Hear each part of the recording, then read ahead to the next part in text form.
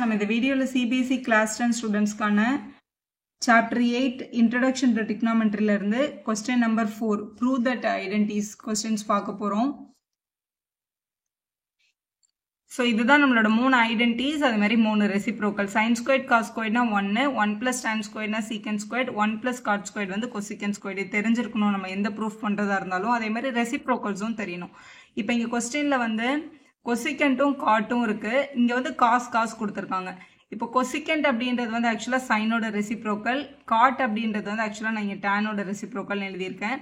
இது மட்டும் இல்லாம இன்னொரு பேசிக் ஃபார்முலா என்ன அப்படின்னு பாத்தீங்கன்னா, tan தீட்டா அப்படின்னு இருந்ததுன்னா நம்ம அதை sin by cos அப்படின்னு எழுதிக்க முடியும். sin தீட்டா by cos தீட்டான்றது ஆக்சுவலா tan தீட்டா தான். அதே மாதிரி cot தீட்டா அப்படின்னு இருந்துச்சுன்னா அதை நம்ம என்னன்னு எழுதிக்கலாம்னா cos by sin அப்படின்னு எழுத முடியும். இது ரெண்டுமே தெரிஞ்சிருக்கணும். இது மட்டும் இல்லாம இதோட ரெசிப்ரோக்கல்ஸும். இப்போ கொஸ்டின்ல நமக்கு தேவைப்படுறது கொசிகண்ட் தீட்டா தேவைப்படுது. கொசிகண்ட் அப்படின்றத நம்மளால 1 by sin அப்படின்னு எழுதிக்கலாம். ஸோ இங்க நம்மள LHS எடுத்து சம்ம ஸ்டார்ட் பண்றோம். LHSல இப்படி கொடுத்துருக்காங்க. இந்த கொசிகண்ட் எடுத்துட்டு அதுக்கு பதிலாக இந்த 1 by sin எழுதிக்கலாம். 1 by sin தீட்டா மைனஸ் காட்டுக்கு பதிலாக காஸ் பை சைன் எழுதிக்கலாம். So cos theta by sine theta. ரெண்டு டினாமினேட்டரும் ஒரே மாதிரி இருக்கிறதுனால ஒரே ஒரு காமன் டினாமினேட்டர் எடுத்துக்கலாம். இப்போ ரெண்டு சைன் தீட்டாக்கு ஒரு சைன் தீட்டாவும் மேலே 1 மைனஸ் காஸ் தீட்டா தான் ஹோல் ஸ்கொயர்னு எழுத முடியும். எழுதியாச்சு. இதை ஏன் ma'am a minus B the whole ஸ்கொயரில் எக்ஸ்பேண்ட் பண்ணக்கூடாதுன்னா, அப்படி பண்ணால் உங்களுக்கு 3 டேர்ம் கிடைக்கும். நம்மளுக்கு ஆன்சர் வந்து அந்த பேட்டர்னில் வேண்டாம், நம்மளுக்கு நியூமரேட்டர் பை டினாமினேட்டர் டேர்மில் வேணும். அதனால தான் நம்ம இந்த பேட்டர்ன் எடுக்கிறோம். ஆன்சர் எந்த மாதிரி இருக்கோ அந்த மாதிரி கொஸ்டினாக ப்ரொசீட் பண்ணுங்க எப்போவுமே. இந்த ஸ்கொயர் மேலே இருக்கவங்களுக்கும் ஸ்கொயர் தான், கீழே இருக்கவங்களுக்கும் ஸ்கொயர் தான். அதனால இதை 1 minus cos theta the whole ஸ்கொயர்னும் டினாமினேட்டரை வந்து சைன் ஸ்கொயர் தீட்டானும் எழுதிக்கலாம். ஸோ எழுதியாச்சு. இது மட்டும் இல்லாமல் இப்போ நம்மளோட முதல் ஐடென்டி பாருங்களேன், sine square plus cos square வந்து 1. இந்த ஐடென்டிலேருந்து நம்மளுக்கு இங்கே 1 மைனஸ் காஸ் இருக்குது, கீழே வந்து சைன் ஸ்கொயர் இருக்குது. அப்போ சைன் ஸ்கொயர் தீட்டா வேணும்னா இங்கே இருக்கிற ப்ளஸ் காஸ் ஸ்கொயர் அந்த பக்கம் கொண்டு போகலாம். அப்போ நம்மளால் என்னன்னு சொல்ல முடியும்னா சைன் ஸ்கொயர் தீட்டா அப்படின்னு இருக்கிறத 1 மைனஸ் காஸ் ஸ்கொயர் தீட்டான்னு எழுதிக்கலாம். இந்த முதல் ஐடென்டிலேருந்து தான் இதை எழுதியிருக்கோம். இங்கே இருக்கிற ப்ளஸ் காஸ் ஸ்கொயர் அந்த பக்கம் கொண்டு போயிருக்கோம். ஸோ இதான் அப்ளை பண்ணிக்க போகிறோம். மேலே வந்து 1 minus cos theta the whole square இருக்குது. டினாமினேட்டரில் சைன் ஸ்கொயர் எடுத்துகிட்டு 1 மைனஸ் காஸ் ஸ்கொயர் தீட்டான்னு போட்டுக்கலாம். இந்த 1க்கு மேலே நம்மளால் 1 ஸ்கொயர் கூட போட்டுக்க முடியும். ஏன்னா 1 ஸ்கொயர் பண்ணால் 1 தான் வரும். இதை பார்க்க எப்படி இருக்குன்னா a square minus B square பேட்டர்னில் இருக்குது. a square minus B square நம்மளால் எப்படி எழுத முடியும்னா a plus B into a minus B அப்படின்னு எழுதிடலாம். ஸோ இங்கே டினாமினேட்டரில் a ஸ்கொயர் மைனஸ் பி ஸ்கொயர்ன்னு இருந்ததுனால a plus B a minus B. அப்போ 1 plus cos theta 1 minus cos தீட்டான்னு எழுதிக்கலாம். நியூமரேட்டரில் 1 மைனஸ் காஸ் தீட்டா அது ஹோல் ஸ்கொயர் இருக்கிறதுனால அதை 1 minus cos theta multiple by 1 minus cos தீட்டான்னு 2 தடவை பிரித்து எழுத முடியும். இப்போ எக்ஸ் ஸ்கொயர்டு எக்ஸ் இன்ட்டு எக்ஸ்ன்னு எழுதுகிற மாதிரி ஒரு 1 minus cos theta 1 minus cos தீட்டாவும் கேன்சல் ஆகிடும். அப்போ பேலன்ஸ் ஒரு 1 மைனஸ் காஸ் தீட்டாவும் ஒரு 1 ப்ளஸ் காஸ் தீட்டாவும் அப்படியே இருக்குது. ஸோ இதுதான் நம்மளுக்கு ப்ரூவ் பண்ண வேண்டியது. பாருங்கள், 1 minus cos theta by 1 plus cos theta தான் ப்ரூவ் பண்ண சொல்லியிருக்காங்க. கரெக்டாக வந்துடுச்சு. ஸோ இதுதான் நம்மளோட right hand side. Left hand side எடுத்து சம்ம ஸ்டார்ட் பண்ணோம். நம்மளுக்கு ரைட் ஹேண்ட் சைடில் ஆன்சரில் வந்துடுச்சு. அப்போ ஹென்ஸ் ப்ரூவ்னு எழுதி சம்ம கம்ப்ளீட் பண்ணிடலாம். இப்போ கொஸ்டின் நம்பர் 2 பார்க்க போகிறோம். இதான் உங்களோட கொஸ்டின். ஸோ இதில் 2 ஃப்ராக்ஷன் டைப்பில் அடிஷனில் இருக்குது. நம்ம இதோட LHS எடுத்து தான் சம்ம ஸ்டார்ட் பண்ண போகிறோம். LHSல டினாமினேட்டர் டிஃப்ரெண்ட்டாக இருக்குது, LCM எடுக்க போகிறோம். இப்போ இங்கே இருக்கிற காசு இங்கே மல்டிபிள் ஆச்சுன்னா இது வந்து காஸ் ஸ்கொயர்ட் ஏ ப்ளஸ் இங்கே இருக்கிற 1 ப்ளஸ் சைனும் இங்கே இருக்க 1 ப்ளஸ் சைனும் மல்டிபிள் ஆச்சுன்னா 1 plus sine A the whole ஸ்கொயர்னு போட்டுக்கலாம். டினாமினேட்டரில் ஒரு 1 ப்ளஸ் சைன் ஏவும் காஸ் ஏவும் வரும். நம்ம கிராஸ் மல்டிப்ளிகேஷன் மெத்தடில் LCM எடுத்துருக்கோம். இப்படி மல்டிபிள் பண்ணுவோம் இல்லையா, அதான் இங்கே பண்ணியிருக்கோம். இதான் நம்மளோட LHS. இப்போ நியூமரேட்டரில் இதில் 1 plus sine A the whole ஸ்கொயர்டுன்னு இருக்குது. அப்போ அது பேட்டர்ன் வந்து a plus B the whole square மாதிரி இருக்கதா அர்த்தம். அப்போ அது a square plus B square plus 2ab ஃபார்முலாவில் தான் எக்ஸ்பேண்ட் பண்ணணும். இந்த காஸ் ஸ்கொயர்ட் ஏவை அப்படியே வச்சுக்கலாம். காஸ் ஸ்கொயர்ட் ஏ ப்ளஸ் இது a plus B the whole square. அப்போ a square plus B square plus 2ab. அப்போ 2 into sine A multiple by 1 போட தேவையில்லை, நான் அதே தான் வரும். டினாமினேட்டரை அப்படியே வச்சுக்கோங்க, எதுவுமே மல்டிபிள் பண்ண வேணாம். ஏன்னா நியூமரேட்டரில் அதே மாதிரி டேர்ம் வந்து மேக்ஸிமம் நம்மளுக்கு கொஸ்டின்ஸில் கேன்சல் ஆகிடும். ஸோ எழுதியாச்சு. ஈக்குவல் டு இந்த சைன் ஸ்கொயர்ட் ஏவும் இந்த காஸ் ஸ்கொயர்ட் ஏவும் ஆட் ஆகிடும். ஏன்னா நம்மளோட முதல் ஐடென்டி பாருங்களேன், சைன் ஸ்கொயர் தீட்டாவும் காஸ் ஸ்கொயர் தீட்டாவும் ஆட் ஆனால் 1 தான். தீட்டாக்கு பதிலாக ஏ இருந்தாலும் பி இருந்தாலும் கூட அது 1 தான். அப்போ இங்கே காஸ் ஸ்கொயர்ட் ஏவும் சைன் ஸ்கொயர்டும் ஏவும் ஆட் ஆகி 1 ஆகிடுச்சு. ப்ளஸ் இங்கே ஆல்ரெடி ஒரு 1 ஸ்கொயர் இருக்குது பாருங்கள், அதை 1 ஸ்கொயர் பண்ணால் 1 தான். ப்ளஸ் இங்கே 2 சைன் ஏ இருக்கும், அதை அப்படியே எழுதிக்கலாம் 2 சைன் ஏன்னு. டினாமினேட்டரில் இருக்க அந்த 1 ப்ளஸ் சைன் ஏவும் காஸ் ஏவும் எதுவுமே பண்ணக்கூடாது, அதை அப்படியே வச்சுக்கோங்க. இந்த 1 இந்த 1 ஆட் ஆச்சுன்னா 2 ஆகிடும். அங்கே நம்மக்கிட்ட ஆல்ரெடி ஒரு 2 sin A நம்மக்கிட்ட இருக்குது. இந்த 2 ஆட் பண்ணவே முடியாது. ஏன்னா இந்த 2ன்றது ஒரு நம்பர், இது 2 sin Aன்றது கோஎஃபிஷியன்ட்டோடு இருக்க ஒரு ட்ரிக்னாமெட்ரிக் ஃபங்க்ஷன். அதை ஆட் பண்ணவே கூடாது, பண்ணவும் முடியாது நம்மளால், அன்லைக் டேர்ம்ஸ் அவங்க 2 பேரும். ஸோ இப்படி எழுதிட்டோம். இப்போ இவங்க 2 பேருக்கும் என்ன காமன்னா 2 காமனாக இருக்குது. 2 வெளியில் எடுத்துட்டோம் அப்படின்னா 1 + sin A அப்படின்னு கிடைக்கும். டினாமினேட்டரில் ஒரு 1 + sin A இருக்குது, மல்டிபிள் பை cos Aவும் நம்மக்கிட்ட இருந்தது. எல்லாமே மல்டிபிள் இருக்குது. 1 + sin Aவும் 1 + sin Aவும் கேன்சல் ஆகிருக்கும். அப்போ மேலே ஒரு 2வும் கீழே ஒரு cos Aவும் மட்டும்தான் இருக்குது.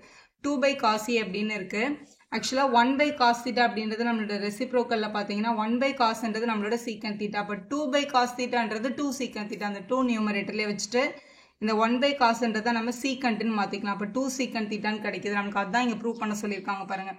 ஸோ ரைட் ஹேண்ட் சைடு வந்துடுச்சு. நம்ம லெஃப்ட் ஹேண்ட் சைடு எடுத்து சம்ம ஸ்டார்ட் பண்ணோம். நமக்கு ரைட் ஹேண்ட் சைடு ஆன்சரில் ப்ரூவ் ஆயிடுச்சு.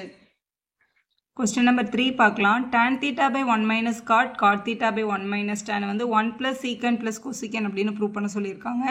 நீங்கள் இதை அப்படியே வச்சு LCM எடுத்து பண்ணுறதை விட sin and cosல கன்வெர்ட் பண்ணிட்டு பண்ணிங்கன்னா கொஞ்சம் சம் ஈஸியாகவே சால்வ் ஆகும். இந்த tan வந்து sin by cosன்னு எழுதிக்கலாம், cot வந்து cos by sin அப்படின்னு எழுதிக்கலாம். ஸோ இங்கே மேலே இருக்கிற tan θ, ஸோ இங்கே cot இருக்குது பாருங்கள், cotஐ வந்து cos by sin அப்படின்னு எழுதிக்கலாம். ஸோ நம்ம இங்கே வந்து cos θ by sin θ அப்படின்னு எழுதிக்கிறோம். அதே மாதிரி இந்த செகண்ட் டேர்ம்லையும் காட்டுக்கு பதிலாக cos by sin அப்படின்றது அதோட ஃபார்முலா. இப்போ இதை cos by sin θ by 1 minus tan வந்து sin by cosன்னு எழுதிக்கலாம், sin θ by cos θ. இப்போ டினாமினேட்டரில் ஃப்ராக்ஷன் டைப்பில் இருக்கிறதுனால நம்ம அதை எல்சிஎம் தான் எடுக்கணும். நியூமரேட்டரில் வந்து ஒரே ஒரு ஃப்ராக்ஷனால அது எதுவுமே பண்ண வேண்டாம். மேலே இருக்கிற sin θ by cos θ அப்படியே இருக்கட்டும். டினாமினேட்டரில் மட்டும் எல்சிஎம் 1 × sin θ sin θன்னு கிடைக்கும். இங்கே 1 × cos θ cos θன்னு கிடைச்சிருக்கும். டினாமினேட்டரில் 1 × sin sin அப்படின்னு எழுதிக்கலாம்.